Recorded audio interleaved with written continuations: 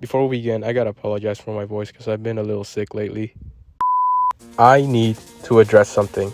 The guns in Ultrakill make absolutely zero sense. When you first start the game, you get baby's first unrestricted firearm, and it's here when you get introduced to one of the game's central features, infinite ammo.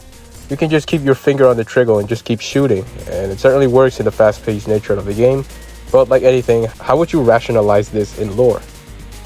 The game, and by extension, Akitar, tells you what you're supposed to know about the game's lore.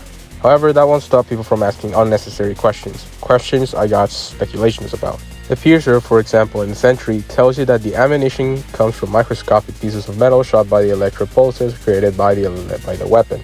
And this makes sense because this resource is available like literally anywhere. But I'm not here to discuss infinite ammunition per se, but I like to first focus on the best weapon in the entire game. Going. This little green thing is what I'd argue to be the identity of Ultrakill. Without it, the game's just another generic shooter. Or, okay, that's a stretch, but you get the point. The premise is simple. You throw a coin, you shoot it, and once you use it, it conveniently returns to your robotic hands. But that's just not how it works in reality, as much as I'd like it to. So, why? When? How? Well, I've heard some people speculate that coins are infinite because they're rebuilt using the iron in the blood of your enemies. But I have a few issues with this, mainly because A. You need a lot of iron to make something out of the blood. And enemies just bleed everywhere, it's not like you're collecting all of it. B. You don't need any kills to use the marksman like at all. You can't just stay in the starting room, just keep tossing coins at the walls. C.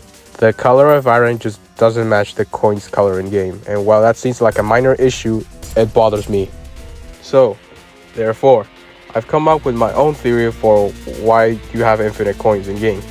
In the terminal entry for P-1, it states that the terminals are, I quote, capable of transferring physical material as information across a radio signal which other terminals can receive and use to deconstruct said object, yada yada yada.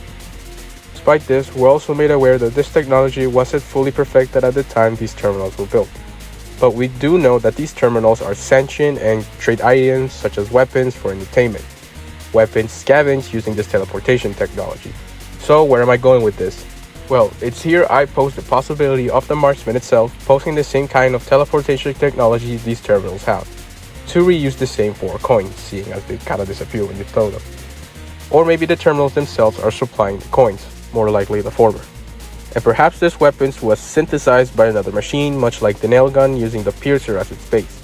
And if you really think about it, it makes sense. If the coins are reused, it's probably because the microscopic pieces of the ammunition most likely couldn't deform them, or either the coins are made of a very strong material, probably something like a titanium gold alloy, or maybe even both.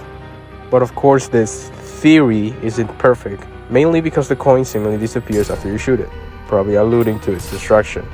Or maybe the coin itself is the projectile using your shot for its momentum. To switch gears a little, let's talk about the best weapon in the entire game, the sharpshooter. I also have a theory not about how it works, but why it was made. Since we do know the electric revolvers were made around the beginning of the Final War, which according to the firmware's date would be around the 1910s, 1920s, you know, the actual date of the First World War in our actual world. Let me give you a small history lesson. The First World War was mostly fought in trenches, and these trenches were usually jagged in design. This to nullify the effectiveness of shrapnel from artillery. In Ultrakill, we could easily assume the Final War in its beginning resembled World War I. This would make the sharpshooter make sense in that context. What I think is that the sharpshooter was made for infiltrating enemy trenches. If the designs of these were jagged, then having a projectile weapon that can easily shoot around corners without you having to expose yourself is pretty handy. I feel the spinning is useful flare, though V1 is just like that. Or maybe I'm insane, crazy, just put me in a straitjacket already. What do you think? You're free to leave your opinions below in the comment section. Goodbye.